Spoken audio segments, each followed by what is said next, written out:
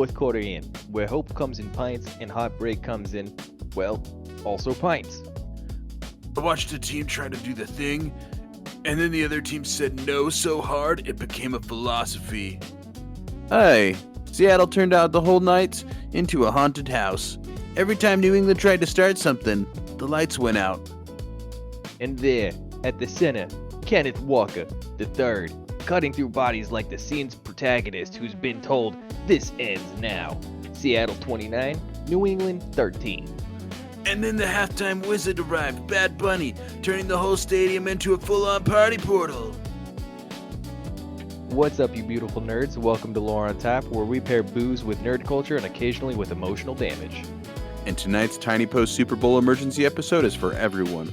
Football experts, casual watchers, and people who only tuned in for halftime show and snacks. And this time we watch the Super Bowl so you don't have to.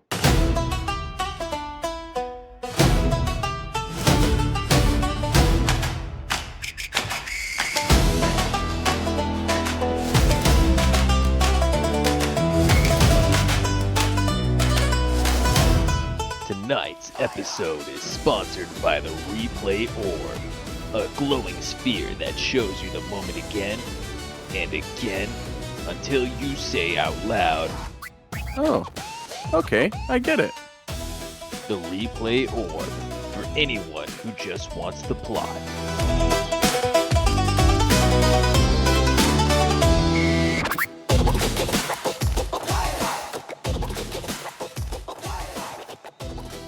And thanks for joining us today. And for your quick hit, go to linktr.ee/lore distillery. That's linktree/lore distillery for clips, drink pics, and me arguing with imaginary commentators.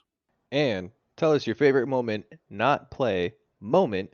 Could be a celebration, a commercial, halftime, basically anything. Just don't pick the alternate halftime show. Come on, let's be real. Honestly. Ba-da-bum, ba-da-bum.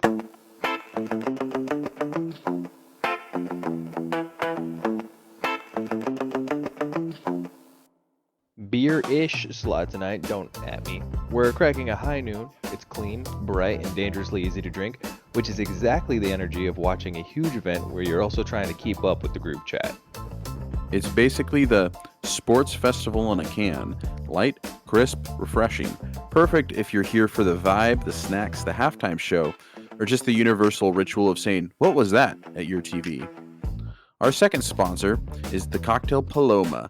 Tequila, grapefruit, lime, a little fizz. It's bright and punchy, like the whole night. Big moments, quick swings, and a citrusy, something just happened feeling. Also, it's the ideal I don't know football, but I know spectable drink. If your plan is to toast every dramatic turn, Paloma's got you. And Hunter, which flavor did you drink for the night? Dude, I had the passion fruit, I believe. Oh, I know it was the passion fruit because it was the one that I wanted and you picked it. I literally turned the label around so that you wouldn't have it. What? I mean, I feel bad now, but thank you for not making me drink grapefruit, because who liked grapefruit? I mean, I like it. That's literally the drink that I drank was a grapefruit drink. It's Paloma. So, Oh, maybe I'm not sure about the sponsor anymore. you shouldn't be. Yeah, grapefruit's gross. Okay, that's where I'm ending it. End of discussion. You know what's better than grapefruit? What's that? Everything. I'm ignoring your comment about grapefruit because that's a wildly crazy take of a delicious fruit, but whatever. So what were our three big takeaways from the game last night? Ooh, takeaway one is the tone-setting win. Like, Seattle covered the feel of the night. You know what I mean? Like, just right out the gate. Like, one side was always reaching and reacting to the other side was always deciding what came next. Spoken like a true I don't understand football person. Yeah, you know where I'm at. I mean, I had to read a little bit afterwards because, I was grilling up, making some pork and all that kind of stuff. But the one thing that I did see was Kenneth Walker III was the center of gravity.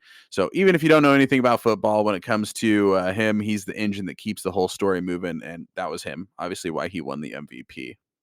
Okay. Well, then the third takeaway I would have to say would be that the Super Bowl remains the only event where you could say the halftime show was a global pop concert.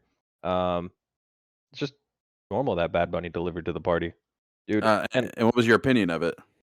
it was fantastic. And anybody who says that the Turning Point USA was better is also the same people that boil chicken and rice. Don't you boil chicken and rice? I don't do it for pleasure though. I do it for strict, um, whatever you want to call it, health reasons, I guess. Yeah, You know but I what? know it's bad. Just like how if I watched Turning Point's halftime show, I knew it was bad. Speaking of Turning Point, did you see that they muted Green Day at the beginning of their set? It was I like so they in the lyrics. Well, they changed the lyrics and they say I'm not a part of a MAGA agenda, and they like distorted it. Then I heard. I am actually kind of pissed about that because Green Day got a lot of hate. I don't know if you saw on Instagram because people were like, "You have a platform and blah blah blah." Like I'll always love Green Day. Um, I mean, I who can't else say I had my literally own has this opinion. part of their song? Yeah, but then I did. I went back and listened. I'm like, dude, that's distorted. Yeah, but I mean, they can't change that. It wasn't them who did it. It was the No, network. I feel bad they got this hate, but it wasn't like their fault. Yeah, I it's love pretty I love how the pretty pre-show and the standard for the halftime show internet. were better than the game. Yeah, the game was kind of boring. But you know what? Patriots lost and everyone's happy, so This is true. This is true. so what was your But overall opinion of the party first? Because I hosted a mean Super Bowl ooh, gathering, and then of the game second. Or I guess party just the game in general. party 10 out of 10. Uh that pork was so delicious and anybody who hasn't had Zach's pork, well, you're probably not gonna, but just know that you're missing out and you're never gonna be able to try it. So just think about the best thing ever because that's what it is and now you can't have it. Anyway, It's funny so because you're the only person who probably didn't go with leftovers last night. what? Sorry. Yeah, I was like giving it to everybody, Uh, hey, at but least I stayed for the whole game. I was impressed. I was impressed. Man, once you guys started placing bets, I'm not gonna lie, I kind of got a little upset, and I'm like, you know what? No, I'm gonna stay. I didn't meal prep last night. I didn't have food or anything. Poor guy. Poor I'm guy. literally eating leftover pieces of chicken mixed with beef, mixed with rice, mixed with broccoli, mixed with sweet potato right now because I only had a little bit of each. Man, now I feel like a jerk for not giving you extras. It's Shit. it's Shit. all good. I'm eating healthy over here. Well, you know what? Good for you. I had pork tonight. I hate you. Anyways, the game was okay, but I did enjoy the halftime. It was fun to watch. I didn't understand a single word that happened there, but it was fun. And Green Day, Lady Gaga always, impresses. Yeah, I think dude, okay, do you remember the Pedro Pascal part though? Oh, that was amazing. At the same time, each of us was like, "Is that Pedro Pascal?" Dude, all at the same time. Amazing, amazing. I think that's it though. I think so, man. I think that was the highlight was the party. Speaking of alcohol, though, the good thing is that so I don't remember if you were at the party, but 2 years ago for the Super Bowl, I drank 22 beer shots. And for those of you who are unaware of what a beer shot is, it is liquor 43, which is like this kind of sweet liquor, and then you put heavy cream over it so that in a shot glass, so it looks like a little mini beer. I drank 22 of those in one night. I was not well that night or the morning after, so that didn't happen that time, but we did have some good brews, which you always got to do when you're watching a sport that really nobody cares about, but it's fun to watch. So, Dude, every time you tell that story, it makes me feel sick.